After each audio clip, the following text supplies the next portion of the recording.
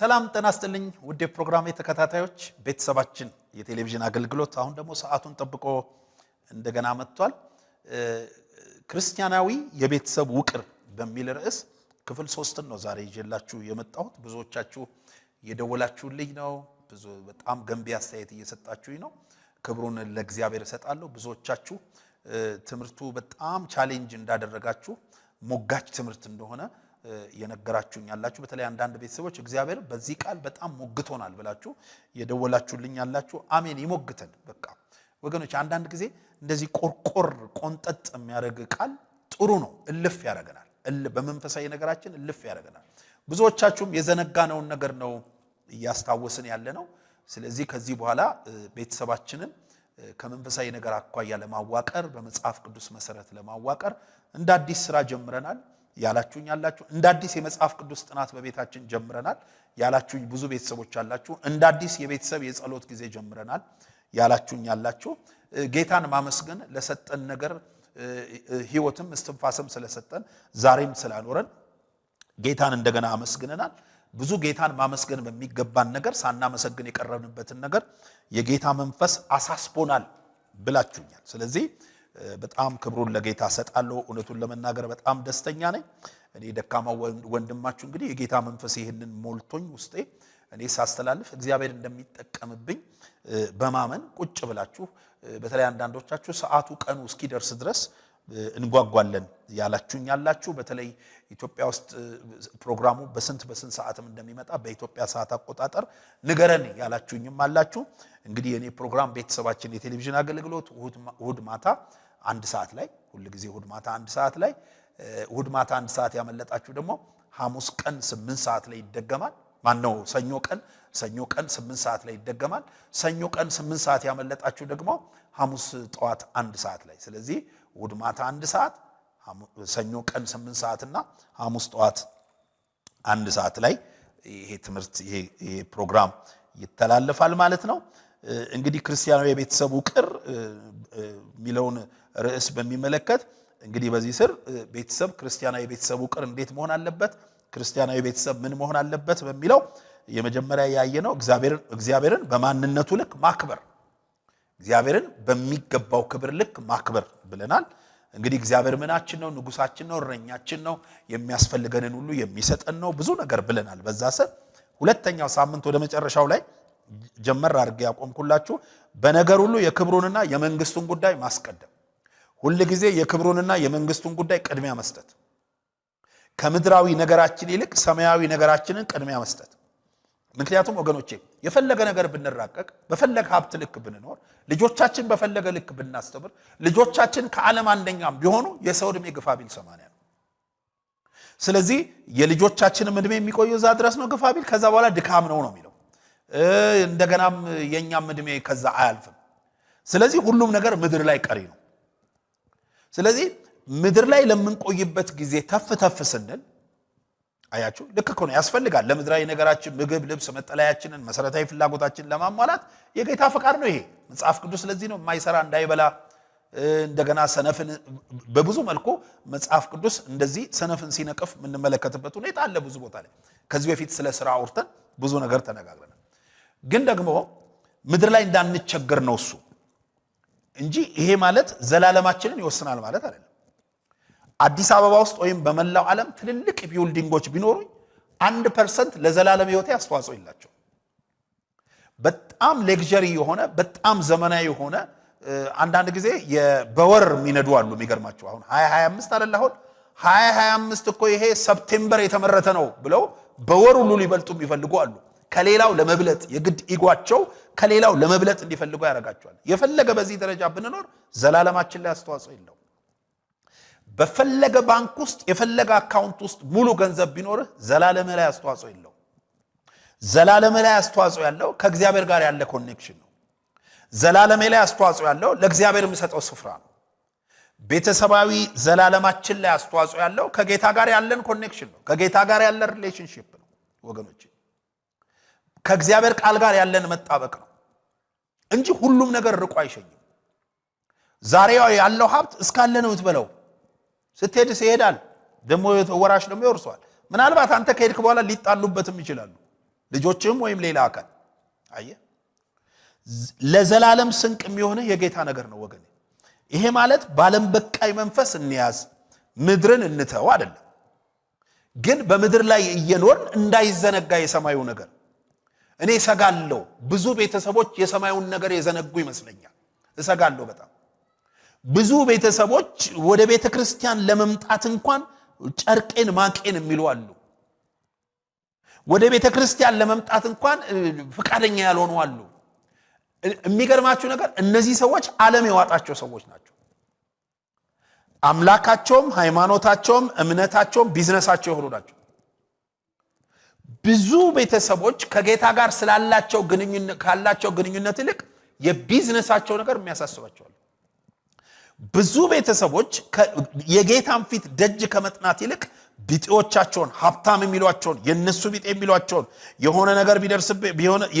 ይደርስልኛል የሚሏቸው ሰዎች ፊት እስር የሚሉ ሰዎች አሉ ከሰዎች ጋር ሪሌሽንሺፕ መፍጠር ጥሩ ነው ከሰዎች ጋር ህብረት ማድረግ ጥሩ ነው ይሄንን የሚከለክል መጽሐፍ ቅዱስ የለም ሰዎች ግን ከእግዚአብሔር የሚነጥሉኝ ከሆነ ያ አደገኛ ነው አያችሁ ብዙ ክርስቲያን ቤተሰቦች ሌሎች እንቀርባቸዋለን የሚሏቸው ሰዎች የነሱን ሃይማኖታዊ ተጽዕኖ በቤታቸው ሲፈጥሩ ለምሳሌ ድሮ በችግራቸው ጊዜ የማይጠጡ የማይሰክሩ ድሮ በችግራቸው ጊዜ ሰው የሚያሰክር ነገር እንዲጠጣ የማይፈልጉ በቤታቸው ማይጠጣ አሁን ግን ካገኙ በኋላ ቢጤዎቼ ከሚሏቸው ሀብታም ከሚሏቸው ሰዎች ጋር ቀርበው በቤታቸው ውስኪ የሚቀዳባቸው ሰዎች አሉ እግዚአብሔር ይሄንን አይቷል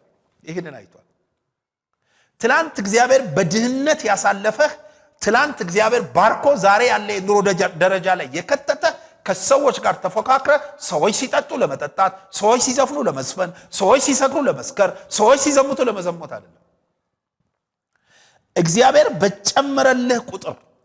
በጨመረልሽ ቁጥር እግዚአብሔር በባረከ ቁጥር እሱን እንድታከብረው ነው ትላንት ከትላንት ወዲያ በብዙ ጩኸት ወገኖች ጮኸው መኝታ ይዛቸው የነበራቸው አንዳንዶች በደዌ ተመታቸው የነበረው አንዳንዶች እግዚአብሔር የፈወሳችሁ ዛሬ ላይ እንድትዘፍኑ አይደለም እግዚአብሔር የፈወሳችሁ ዛሬ ላይ እንድትጨፍሩና እንድታስጨፍሩ አይደለም ዛሬ ላይ በዓለማዊ መንፈስ እንድትመላለሱ አይደለም የበለጠ እንድታከብሩት ነው የበለጠ ከፍ እንድታደርጉት ነው ወገኖች ስለዚህ እግዚአብሔርን በቤታችሁ ከፍ አድርጉ የክብሩንና የመንግስቱን ነገር አትደራደሩበት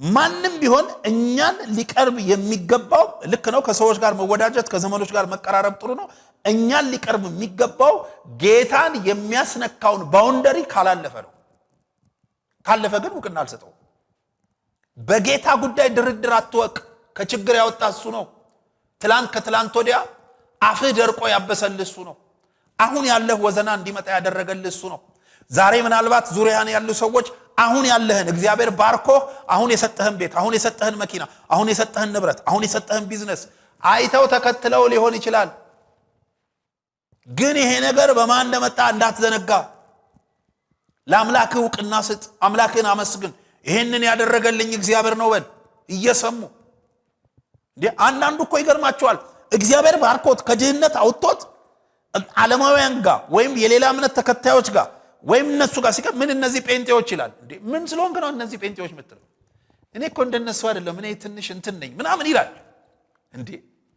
አንተ እኮ ጌታ የረዳ ጴንጤ ሆነ ነው ይሄ ስላችሁ ጴንጤ መሆን ወይም የእምነቱ ተከታይ መሆን በራሱ ብቻውን በቂ ነው እያልኳችሁ አይደለም ግን ጌታን የሰማሁት በዚህ እምነት ውስጥ ሆኜ ነው የጸለይኩት በዚህ እምነት ውስጥ ሆኜ ነው እንዴት እንደምጸልይ ያወቅኩት በዚህ እምነት ውስጥ ሆኜ ነው ስለዚህ ወገኔ እባክህ ወደሚያዋጣህ ጌታ ተጠጋ እባክህ ትላንትን ላሳለፈህ ጌታ በቤት ዕውቅና ስጥ በቢዝነስ ላይ ለጌታ ዕውቅና ስጥ እግዚአብሔር ነው ይሄን ያደረገልኝ የዚህ ቤት ባለቤት እግዚአብሔር ነው የመኖሬ ሚስጥር እግዚአብሔር ነው ተኝቼ መነሳቴ ሚስጥር እግዚአብሔር ነው ህመሜ መፈወሱ ሚስጥር እግዚአብሔር ነው የሞት ምዕራፌ የተዘጋበት ሚስጥር እግዚአብሔር ነው ብለህ በአደባባይ ተናገር አትፈር የሚያሳፍር ጌታ አይደለም ሰው ጣዖት ይዞ አላፈረም ሰው በጭቃ ጠፍጥፎ ሲሰግድ አላፈረም ሰው ጠንቋይ ቤት ሲሄድ አላፈረም ሰው ስለመተት ሲናገር አላፈረም ሰው እኮ ስለ መተት ስለ ድግምት በየቲክቶክ ሲናገር አላፈረም። አንተ አትፈል ስለ ጌታ ለመናገር እንዲህ ያረጋኝ እግዚአብሔር ነው፣ ያኖረኝ እግዚአብሔር ነው፣ ለዛሬ ያደረሰኝ እግዚአብሔር ነው፣ ለዚያ በቃኝ እግዚአብሔር ነው በል። ያንተ እግዚአብሔር የሚደበቅ አይደለም። ያንተ እግዚአብሔር የሚያሳፍር አይደለም። ያንተ እግዚአብሔር ሌባ የሚሰርቀው እግዚአብሔር አይደለም። ያንተ እግዚአብሔር የሚጠፋ እግዚአብሔር አይደለም እንዴ። ያንተ እግዚአብሔር የሚያርድ አይደለም፣ የሚሰርቅ አይደለም፣ የሚያጠፋ አይደለም። ያንተ እግዚአብሔር ሕይወት የሚሆን ነው። ያንተ እግዚአብሔር ሰላም የሚሆን ነው። ያንተ እግዚአብሔር ጤና የሚሰጥ ነው። ያንተ እግዚአብሔር የዘላለም ሕይወት የሚሰጥ እግዚአብሔር ነው። ያንተ እግዚአብሔር የጸብ አምላክ አይደለም። ያንተ እግዚአብሔር የፍቅር እግዚአብሔር ነው። ያንተ እግዚአብሔር እኮ ባንተና በሱ መካከል ያለውን የጥል ግድግዳ ለማፍረስ ልጁን የሰጠህ እግዚአብሔር ነው። ልጁን በመስቀል ላይ የሰጠህ እግዚአብሔር ነው። ለምን ታፍርበታለህ? ንገራቸው ለልጆች።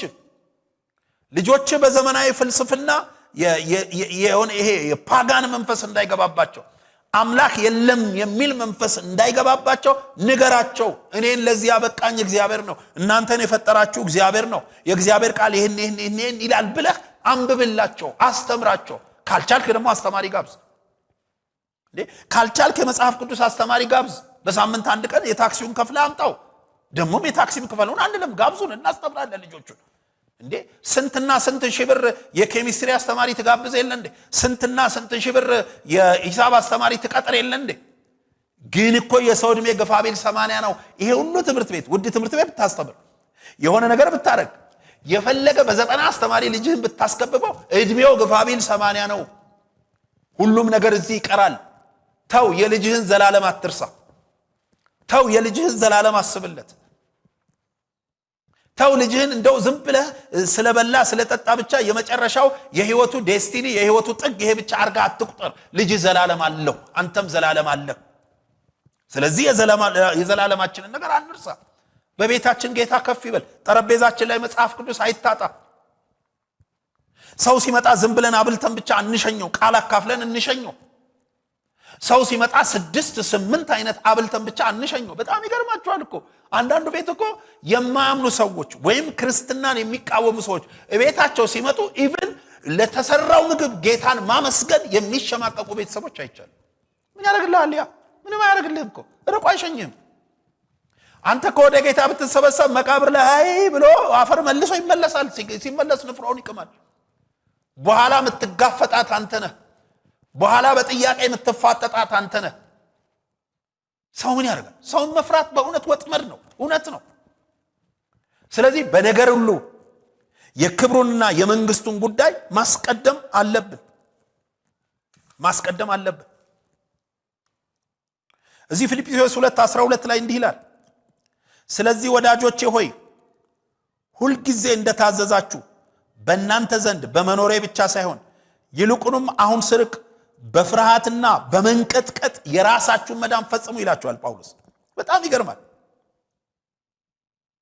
እንደገና መዝሙር 59:16 ላይ እኔ ግን ለኃይልህ እቀኛለሁ፣ በምህረትህም ማልዶ ደስ ይለኛል፣ በመከራዬ ቀን መጠጊያዬና አምባዬ ሆነኸኛል ይላል።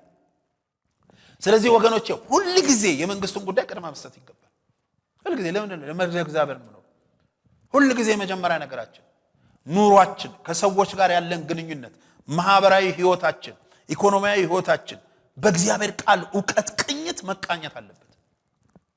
ሰዎች ከሩቅ ሲመጣ ያ እግዚአብሔርን የሚፈራው ሰው መጣ ሊሉን ይገባል እንጂ ሰዎች ከሩቅ ሲመጣ ቸርች ትመጣል፣ ግን ያ ሌባው መጣ፣ ያ ጉቦኛው መጣ፣ ያ አጭበርባሪው መጣ፣ ያ ውሸታሙ መጣ ከመባል ጌታ ይጠብቀን። እውነት እንደዚህ ከመባል ያ ጴንጤ መጣ ቢሉን ይሻላል። ስለዚህ እንደዚህ ለመሆን ደግሞ በነገር ሁሉ የመንግስቱንና የክብሩን ጉዳይ ማስቀደም አለብን። ሌላው በነገር ሁሉ የመንግስቱንና የክብሩን ጉዳይ ማስቀደም አለብን ስንል በነገር ሁሉ የመንግስቱንና የክብሩን ጉዳይ ያስቀደመ ሰው በእምነት ይኖራል።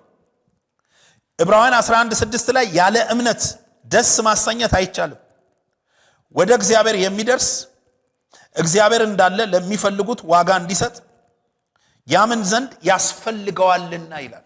እምነት ያስፈልጋል። እምነት ስንል በስራ በተገለጠ እምነት መኖር አለብን።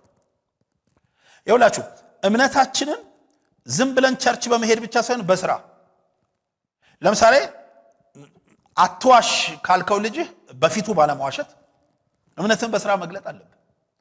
አትስረቅ ካልከው ልጅህ በፊቱ ባለመስረቅ፣ በሐሰት አትመስክር ካልከው ልጅህ በፊቱ በሐሰት ባለመመስከር በስራ በተገለጠ እምነት መመላለስ አለብን። ሰዎች እኛን እሁድ ዕለት ሄዶ መሳሪያ ሙዚቃ መሳሪያ ሲጮህ አብሮ ከመዘመር ባለፈ እሁድ እኮ ቸርች ይሄዳል ከሚል ባለፈ በሰፈር ውስጥ ትክክለኛ ሰው በመሆናችን ሊያውቁን ይገባል። የኛ ቤተሰብ መታወቂያ ምንነዳው መኪና መሆን የለበትም። የኛ ቤተሰብ መታወቂያ ሌክዠሪ ላይፍ መኖራችን መሆን የለበትም። የኛ ቤተሰብ መታወቂያ የእግዚአብሔርን ቃል በመኖር መሆን መቻል አለበት። እግዚአብሔርን በማክበር መሆን መቻል አለበት። እንደዚህ ይላል እዚህ አንደኛ ጴጥሮስ 1:14-17 እንደሚታዘዙ ሰዎች ባለማወቃችሁ አስቀድሞ የኖራችሁበትን ምኞት አትከተሉ። ዳሩ ግን እኔ ቅዱስ ነኝና ቅዱሳን ሁኑ ተብሎ ስለተጻፈ የጠራችሁ ቅዱስ እንደሆነ እናንተን ደግሞ በኑሯችሁ ሁሉ ቅዱሳን ሁኑ ይላል። በኑሯችሁ ሁሉ ቅዱሳን። ቅዱስ ማለት የተለየ ማለት ለየት ተበል። ሰፈር ውስጥ ለየት፣ የእናንተ ቤት ሰዎች ሲገቡ ራሱ ለየት ይበል፣ ሰላም ይሰማቸው። የእናንተ ልጆች ጓደኞቻችሁ ሲያገኙ ለየት ይበሉ፣ አይሳደቡ፣ አይገላምጡ፣ አይደባደቡ፣ ለየት ያሉ ይሁኑ። የእናንተ ልጆች ሰፈር ውስጥ ታላላቅን ለማክበር ለየት ያሉ ይሁኑ። በምን ነው የምንለየው ከዓለማውያን? ዓለማውያን ሲጣላ ምንጣላ ከሆነ፣ ዓለማውያን ንፉግ ሲሆን እኛ ደግሞ ምን ነፍቅ ከሆነ ልብ አድርጉ። ዓለማውያን ሲዘርፉ እኛ ምን ዘርፍ ከሆነ እንዴ ለየት እንበል ወገኖች። ለሰው ፊት ሳያዳላ በእያንዳንዱ ላይ እንደ ስራው የሚፈርደውን አባት ብላችሁ ብትጠሩ በእንግድነታችሁ ዘመን በፍርሃት ኑሩ። አያችሁ፣ በፍርሃት መኖር ይውላችሁ። ቸርች መሄድ ምናልባት የሳምንታዊ አምልኮ ሊሆን ይችላል፣ ያስፈልጋል፣ ልክ ነው። በፍርሃት መኖር ግን የ24 ሰዓት አምልኮ ነው።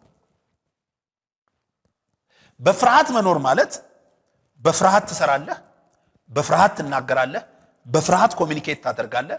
አምልኮ ነው፣ እሱ አምልኮ ነው። ለዚህ ነው ብዙ ጊዜ አምልኮ 24 ሰዓት ነው። እጄም እግሬም አይኔም ሁለንተናዬም ጆሮዬም አካሌም ያመልካል። ቅዱስ በመሆን የተለየ በመሆን እንደገና ያዕቆብ 1:21-22 እንዲህ ይላል፣ ስለዚህ ርኩሱን ሁሉ የክፋትንም ትርፍ አስወግዳችሁ ነፍሳችሁን ማዳን የሚችለውን በውስጣችሁም የተተከለውን ቃል በየዋህነት ተቀበሉ። ቃሉን የምታደርጉ ሁኑ እንጂ ራሳችሁን እያሳታችሁ የምትሰሙ ብቻ አትሁኑ። ቃሉን የምታደርጉ ሁኑ። ዛሬ በዚህ ዘመን ከዘፍጥረት እስከ ራእይ ትርትር የሚያደርጉልን ሰዎች አሉ፣ አጥንተው ማለት ነው። ግን ወገኖቼ ከቃል ዕውቀታችን ጎን ለጎን እግዚአብሔር ቃሉን እንድንኖር ያድርገን። ቃሉን የምንኖር ያድርገን። ቃሉን በተግባር የምንኖር ያድርገን። አለበዛ ራስን እያሳቱ መስማት ነው። ራስን እያሳቱ መስማት ነው። ስለዚህ ሁለት አይነት ሰዎች አሉ ማለት ነው። ራሳቸውን እያሳቱ የሚሰሙ አሉ፣ ለመኖር ደግሞ የሚሰሙ አሉ። እንደገና ቲቶ ምዕራፍ 2:13 ላይ እንዲህ ይላል፣ ይህም ጸጋ ኃጢአተኝነትንና ዓለማዊ ምኞትን ክደን የተከበረውን ተስፋችንን እሱም የታላቁን የአምላካችንና የመድኃኒታችን የኢየሱስ ክርስቶስን ክብር መገለጥ እየጠበቅን ራሳችንን በመግዛትና በጽድቅ እግዚአብሔርን በመምሰል በአሁኑ ዘመን እንድንኖር ያስተምረናል ይላል። እየጠበቅን ራሳችንን በመግዛት እንድንኖር ያስተምረናል። ስለዚህ ወገኖቼ በእግዚአብሔር ቃል እውነት መኖር አለብን። ይውላችሁ ዘላለምን የሚያስወርሰን በእግዚአብሔር ቃል እውነት መኖራችን ነው። አያችሁ፣ አለበዛ ግን ለፎርማሊቲ ዝም ብለን ቸርች እየሄድን እንመጣ መንፈሳዊ ፍሬ የማይታይብን ከሆነ መቼም መንፈሳዊ ፍሬ ስንመለከት የመንፈስ ፍሬ ብሎ ገላትያ 5:22 ላይ ይነግረናል። ፍቅር፣ ደስታ፣ ሰላም፣ እምነት፣ በጎነት። ፍቅር ከሌለን ምናልባት ሃይማኖተኛ ለመባል ነው። ስንት ሰው እኮ ፍቅር የሌለው አሁን 6 ሰው 7 ሰው አኩርፎ ቸርች የሚመላለሳል። ብራዘር አይጠቅምም። ጌታ አለኝ የዘላለም ሕይወት አግኝቻለሁ እያለ ደስተኛ ያልሆነ ሰው አለ። ፍቅር ደስታ በጌታ ቤት እየተመላለሰ ሰላም የሌለው ሰው አለ። ፍቅር ከሌለ ደስታ ከሌለ ሰላም ከሌለ ራስን መጠየቅ ይገባል። ራስን መጠየቅ ይገባል። በርግጥ በቃሉ እውነት እየኖርኩ ነኝ ወይ? በርግጥ በእምነት ነው ወይ ምኖረው ብሎ ራስን መጠየቅ ይገባል። ፍቅር፣ ደስታ፣ ሰላም፣ እምነት፣ በጎነት፣ በጎሊና በጎነት፣ የዋህነት የሚለው ትንሽ አማርኛው ወደ ሞኝነት ይመስላልና ጀንትልነስ ይለዋል እንግሊዘኛው ላይ። ይሄ ጨዋነት ነው የሚለው። የሚገርማችሁ ያስፈልጋል። የሥጋ ፍሬ ግን ጸብ፣ ክርክር፣ ጥል፣ ቂመኝነት፣ አድመኝነት፣ ሌብነት እነዚህ ናቸው። ስለዚህ በእምነት እንመላለስ ስንል በቤተሰብ ህይወታችን ውስጥ የቤተሰብ አባሎቻችን የመንፈስ ፍሬ ማፍራታቸውን መከታተል አለብን። ልጄ ፈተና ጀነራል ሳይንስ መድፈኑን ብቻ ሳይሆን ማትስ መድፈኑን ብቻ ሳይሆን እንግሊዘኛ መድፈኑን ብቻ ሳይሆን የጽድቅ ህይወት መኖሩን የመከታተል አባታዊ ኃላፊነት አለብን። አያችሁ፣ ልጁ ጸበኛ ሆኖ ልጁ ኃጢያተኛ ሆኖ ልጁ ሱሰኛ ሆኖ ለምን ስትሬት ኤ አይደረድርም? ለኔ ምንም አይደለም። ለምድርም ሸክም ነው የሚሆነው። የተማረ ሸክም ነው የሚሆነው። የሚገርማችሁ ነገር እዚች ሀገር ላይ ብዙ የተማሩ ሸክሞች አሉ። ብዙ የተማሩ ለምድሪቷ እረፍት አልሰጥ ያሉ አሉ እኮ። ብዙ የተማሩ አጥፊዎች አሉ። ከልጅነታቸው ጀምሮ በእግዚአብሔር ቃል እውነት ተኮትኮተው ስላላደጉ። ስለዚህ የልጆቻችንን አካዳሚካል ነገር እንደምንከታተል አካላዊ ጤንነታቸውን እንደምንከታተል ሁሉ መንፈሳዊ ነገራቸውንም የመከታተል ኃላፊነትና ግዴታ አለብን እንደ ወላጆች። ብዙ ጊዜ እኔ በዚህ ቃል ሞገታቸዋል። እግዚአብሔር ውለዱልኝ ባካችሁ ብሎ አይደለም የሚያስወልደው። አንዳንዶች አይ እኛ በእግዚአብሔር ትእዛዝ መሰረት ነው ብዙ ተባዙ ምድርንም ሙሏትም ግዟትም ተብሏል፣ ስለዚህ በወለድኩኝ ጊዜ እግዚአብሔርን እያገለገልኩ ነኝ ያለኝ ሰው ገጥሞኛል። ብዙ ተባዙ ምድርንም ሙሏትም ግዟትም የተባሉት እነማን ናቸው? ያኔ ምድር ላይ ስንት ሰው ነበር? ይሄንን መጽሐፍ ቅዱስ ወደ ኋላ ሄዶ ታሪካዊ ዳራውንም ጭምር ማጥናት በጣም ተገቢ ነገር ነው። አንዳንዶቻችን አይ በአይኔም ባይኔ ለማየት የኛ ግብ አይንም ባይኔ ማየት ነው። ግን እኔ አይኔም ባይኔ ለማየት ብዬ ምድር መቸገር የለባትም። እኔ አይኔም ባይኔ ለማየት ብዬ ባመጣሁት ልጅ ጎረቤት መዘረፍ የለበትም። እኔ አይኔም ባይኔ ለማየት ብዬ ባመጣሁት ወደዚህ ምድር ባመጣሁት ልጅ እዚህ ምድር ላይ ነፍሰ ገዳይ አሳድጌ ሰው መሞት የለበትም። ዘራፊ አሳድጌ ሰው መዘረፍ የለበትም።